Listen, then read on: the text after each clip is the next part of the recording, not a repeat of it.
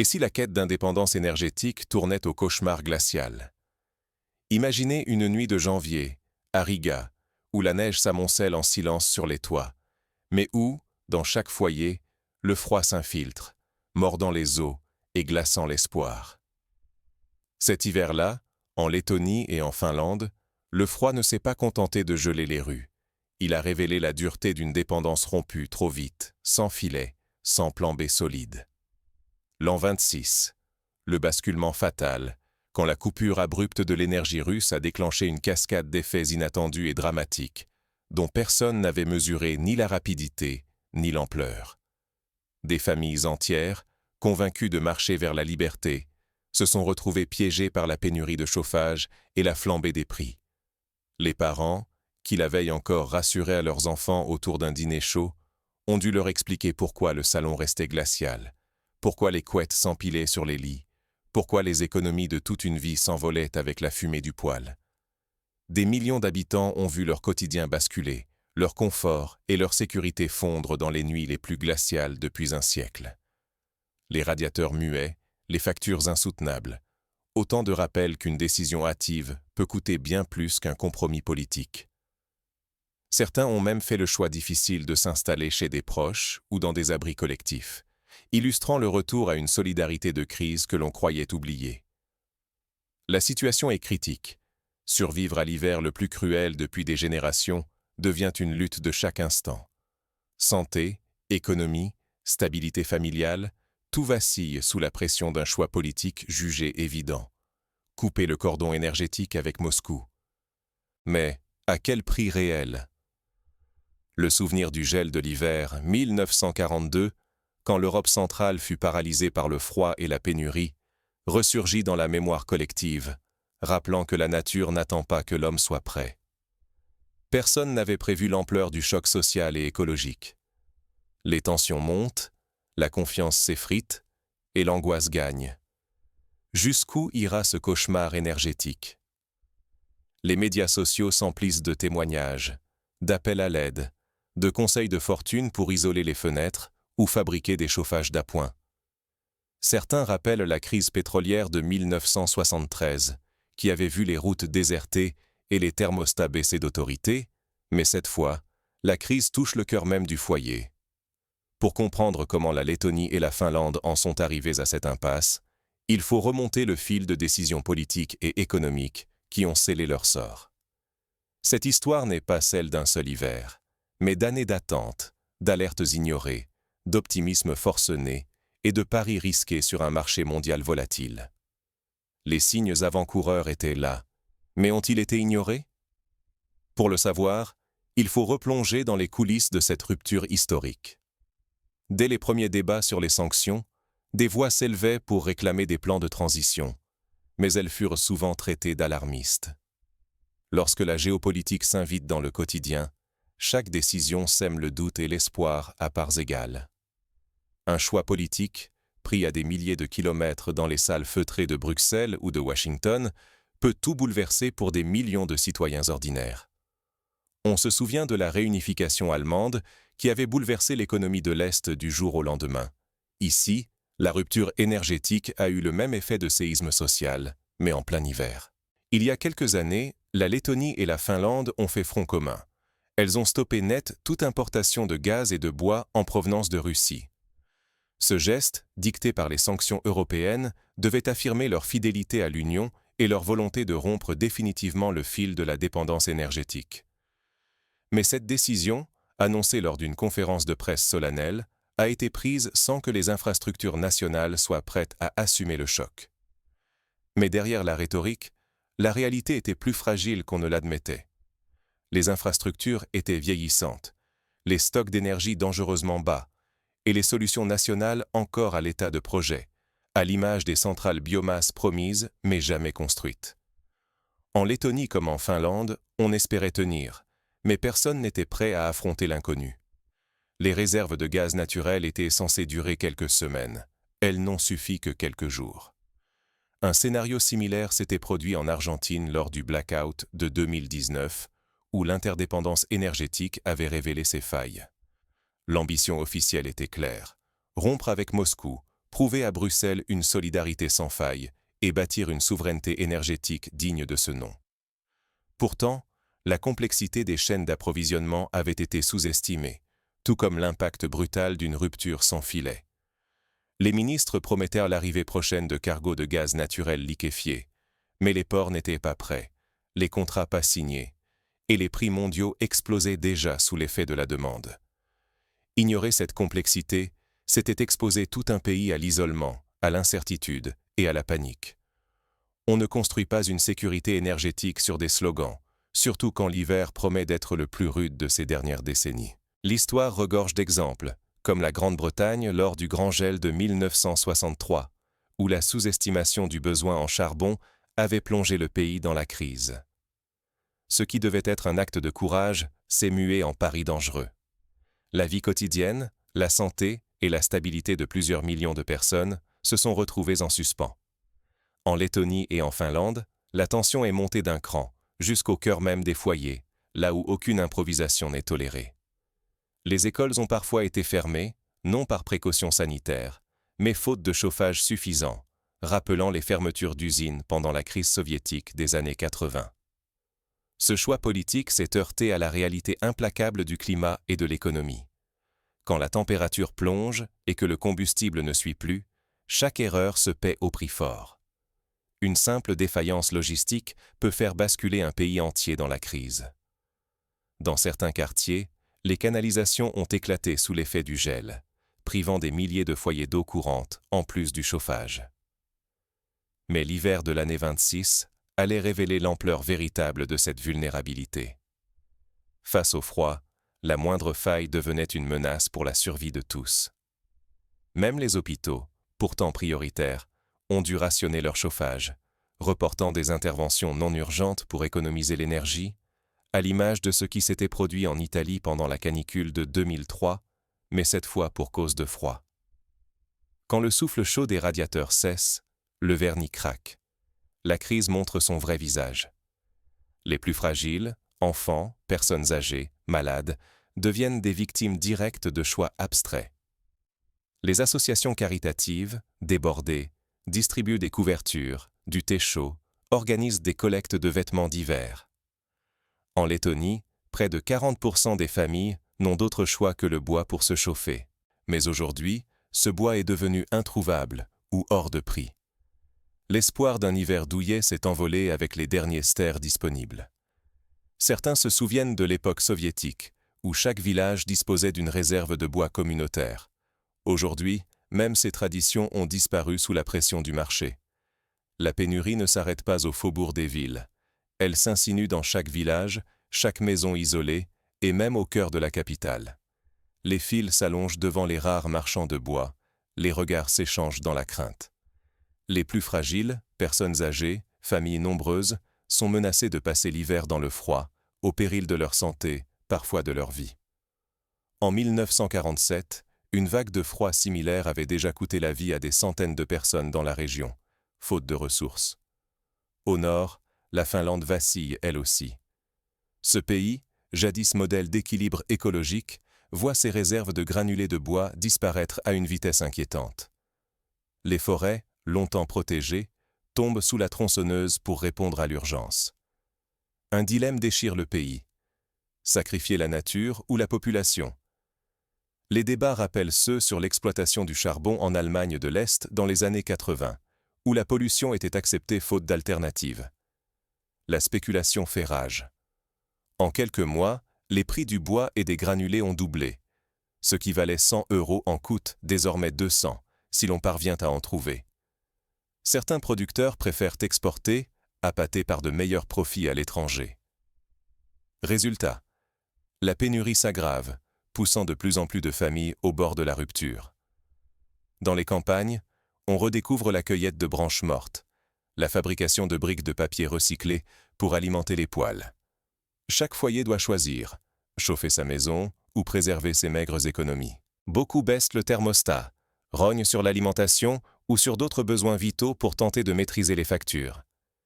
Les économies d'une vie partent en fumée, emportées par le tirage des poêles. À l'image de la crise argentine de 2002, où l'inflation avait tout emporté, Ici, c'est la facture énergétique qui vide les portefeuilles. La colère gronde. À Riga comme à Helsinki, les rues bruissent de protestations. Face à l'impréparation des gouvernements, la confiance s'effrite. Les dirigeants sont accusés d'avoir sacrifié la sécurité de leur peuple sur l'autel de décisions précipitées et de calculs diplomatiques hasardeux. Les réseaux sociaux se font l'écho d'initiatives citoyennes, de pétitions, de rassemblements pacifiques devant les parlements. La cohésion sociale chancelle. Les premiers touchés, habitants des campagnes, familles modestes, personnes isolées. Leur santé, leur patrimoine, leur morale sont menacés. Si la crise s'aggrave, c'est tout l'équilibre du pays qui pourrait s'effondrer. Certains experts évoquent le risque d'un exode rural ou d'une montée de l'extrémisme politique, à l'image de la montée des partis populistes lors de la crise grecque de 2010. Alors que l'hiver s'installe, la tension monte d'un cran. Comment les gouvernements vont-ils réagir? Les citoyens n'ont plus le luxe d'attendre des solutions miracles. Les conseils municipaux improvisent des plans d'urgence, installant des refuges chauffés dans les gymnases ou les écoles. Mais cela ne suffit pas à rassurer la population. Ce qui s'est joué dans la morsure glacée du Nord pourrait annoncer l'avenir de tout un continent. Si la Lettonie et la Finlande n'ont pas su anticiper, qu'en sera-t-il des autres pays européens? L'histoire de la crise pétrolière de 1973, qui avait touché toute l'Europe de l'Ouest, rappelle que la solidarité européenne est mise à rude épreuve lorsque chacun lutte pour sa survie.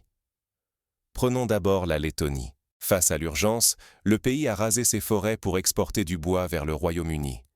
L'hiver venu, les Lettons se retrouvent privés de combustible, alors que les températures chutent et que les prix s'emballent. Ce paradoxe cruel voit un pays sacrifier ses citoyens pour satisfaire des contrats étrangers. Un scénario presque identique s'était produit en Irlande pendant la grande famine du XIXe siècle, où l'exportation de nourriture avait aggravé la misère locale.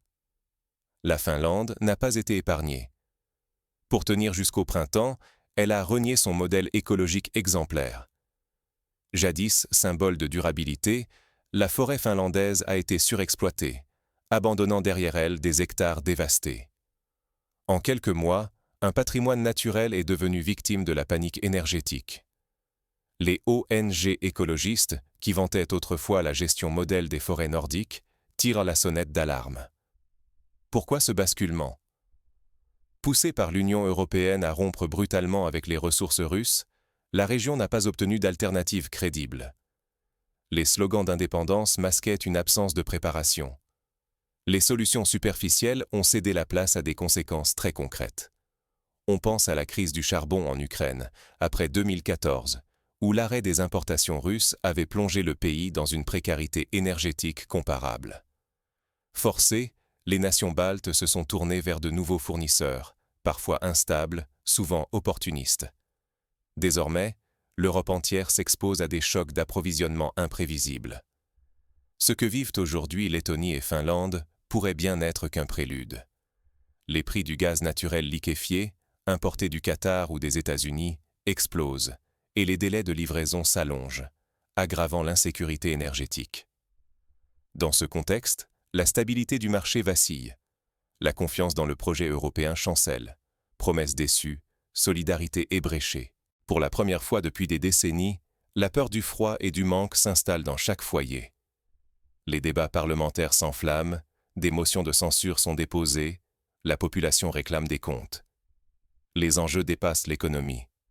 Si l'Europe ne retient pas la leçon de cet hiver, elle risque de perdre plus que son confort, sa réputation, son autonomie, peut-être même son unité politique. La crise ne se limite plus à l'énergie. Elle devient existentielle.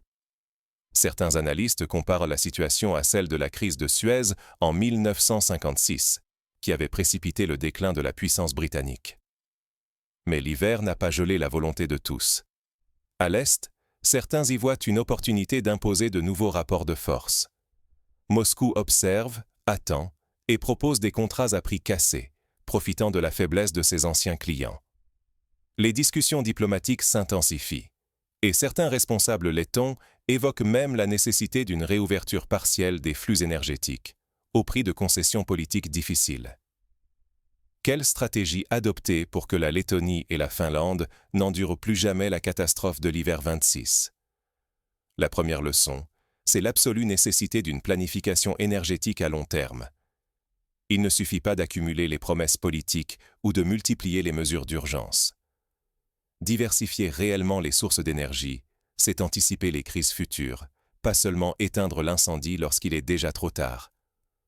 L'Allemagne, après Fukushima en 2011, avait misé sur la sortie du nucléaire sans avoir achevé sa transition vers les renouvelables. Une précipitation qui a coûté cher en importation de charbon et de gaz. Il est tout aussi vital de privilégier les ressources nationales.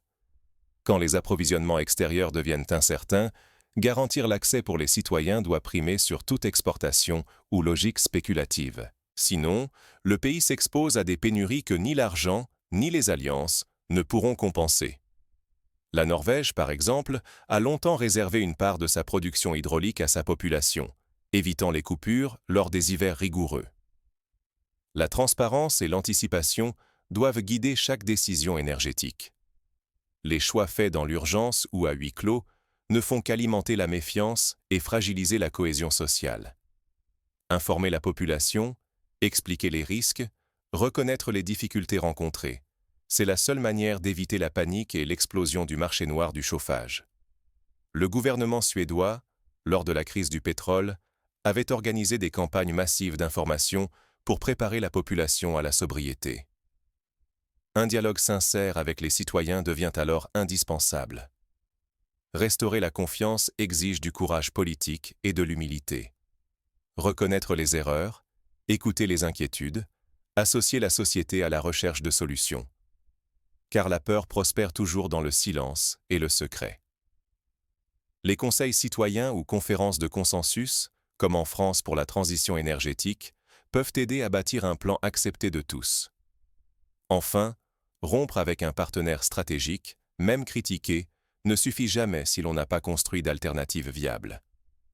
La précipitation mène au chaos. Avant toute rupture, il faut garantir que d'autres sources fiables et abordables prennent le relais, sous peine de plonger la population dans le froid, la précarité et la colère. Le Danemark, dans les années 80, avait multiplié les investissements dans l'éolien pour réduire sa dépendance. Une démarche de long terme, patiente, aujourd'hui saluée.